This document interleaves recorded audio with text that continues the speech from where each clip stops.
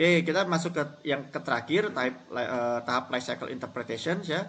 Nah, ini adalah kurang lebih menggambarkan bagaimana inventory data kita, kemudian hasil analisisnya itu dibaca.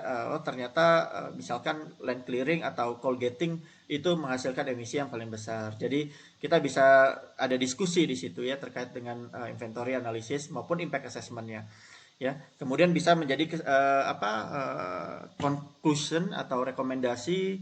Kemudian tadi kita juga di interpretasi ini kita juga menjelaskan ketidakpastiannya di mana, misalkan karena data-datanya banyak asumsi gitu misalkan, atau data-datanya bukan data-data primer gitu. Nah itu harus dijelaskan di interpretasi, jadi harus dibuka semuanya ya. Nah ini pembatasan untuk LCA Bapak Ibu sudah di bagian penutup.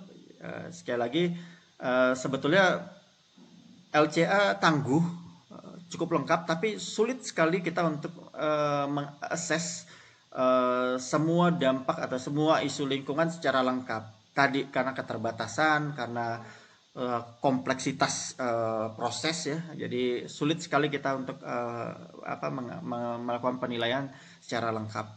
Ya, data juga ada ketidakpastian ya. Tadi misalkan metode pengambilan datanya juga pasti ada kekeliruan, misalkan ya tidak divalidasi, alat-alatnya belum divalidasi misalkan, sehingga ada ketidakpastian di situ sehingga akan mempengaruhi hasil hasil analisis kita ya.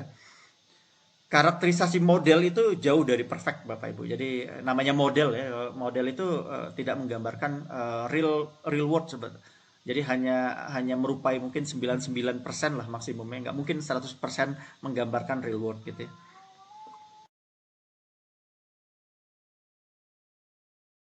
Kompleksitas jelas ya, ini kompleks sekali industri pertambangan, kemudian melibatkan berbagai jenis peralatan dengan jumlah yang sangat besar sekali, sangat masif sekali. Ketersediaan data ini jadi isu ya. Kebetulan saya pernah menyusun LCA dengan yang sangat lengkap, dan itu enak banget Bapak Ibu. Kalau ada data yang lengkap sebetulnya enak sekali. Bahkan dan ada yang datanya sangat terbatas sekali sehingga harus berburu data luar biasa. Kemudian komponen lingkungan dan kategori dampak yang berpotensi menjadi perhatian meliputi air, tanah, udara, limbah B3, sangat luas sekali. Jadi ya adanya Permen LK nomor 1 2021 sebetulnya jadi tantangan sendiri, apakah memang kita bisa menganalisis untuk kategori 4 kategori dengan, kalau misalkan asumsi sebetulnya kalau saya ketika baca 4 kategori poinnya 6, sebetulnya jauh lebih rumit yang di bawahnya itu sebetulnya, yang poinnya 4 yang ada toxicity. Wah itu datanya susah sekali itu dapatnya, tapi ternyata yang dapat poin bagus lah ya, jadi yang justru yang mudah dapat poin 6 gitu ya.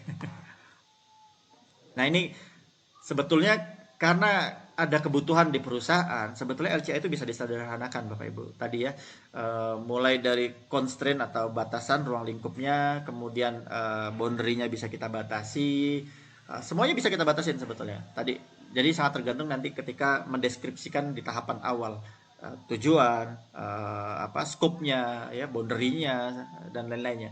Tapi memang di sini saya kasih catatan, mempersempit cakupan dengan menghilangkan tahapan. Ya, ini membatasi inventarisasi sebetulnya, sehingga kita bisa mendapatkan hasil yang tidak tepat sebetulnya, jadi bias. Karena tadi semua proses kan linkage ya, artinya saling keterkaitan. Jadi kalau misalkan ada satu proses yang kita hilangkan, itu akan mempengaruhi hasil penilaian kita terhadap prosesnya. Mungkin itu dari saya, Bu Gita, Bapak Ibu. Mohon maaf atas segala kekurangan. Jika ada hal yang ingin didiskusikan,